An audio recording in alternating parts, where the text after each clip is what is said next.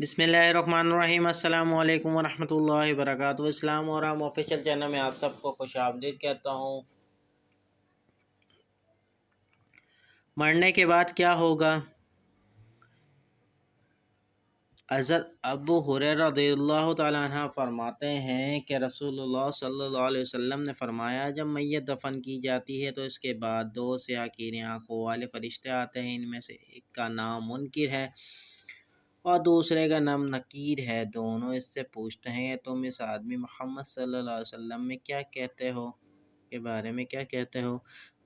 وہ یہی کہے گا کہ دنیا میں کہا کرتا تھا، یعنی کہ محمد صلی اللہ علیہ وسلم اللہ کے بندے اور رسول ہیں۔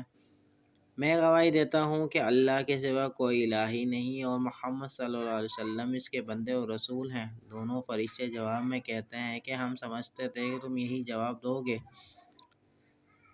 پھر اس قبر کی 70 ہاتھ فراخ کر دی جاتی ہے اور اسے روشن کر دیا جاتا ہے۔ پھر اس بندے سے کہا جاتا ہے کہ سو جاؤ۔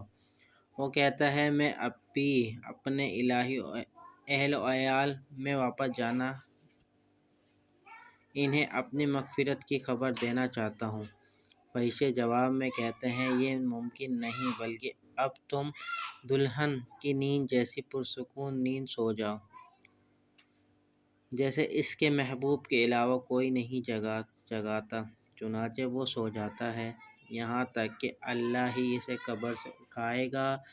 اگر مرنے والا منکر ہو تو وہ فرشتوں کے سوالوں کے جواب میں کہتا ہے کہ محمد صلی اللہ علیہ وسلم کے بارے میں بھی وہی کچھ کہتا ہوں جو لوگوں کو کہتے سنا تھا، اس کے علاوہ میں کچھ نہیں جانتا۔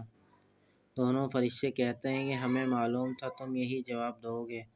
پھر زمین کو حکم دیا جائے گا، تنگ ہو جاؤ۔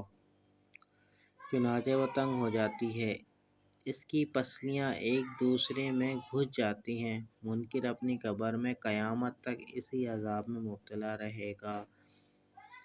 استغفر اللہ۔ امید کرتا ہوں یہ چھوٹی سی ویڈیو آپ کو پسند آئی گی۔ ویڈیو کو اپنے دوستوں کے ساتھ لازمی شیئر کیجیے گا اور ویڈیو پر لائک کرنا نہ بھولیں۔ چلتا ہوں دوستوں ایک نئی ویڈیو میں پھر آپ کے سامنے حاضر ہوں گا، جب تک کے لیے السلام علیکم ورحمۃ اللہ۔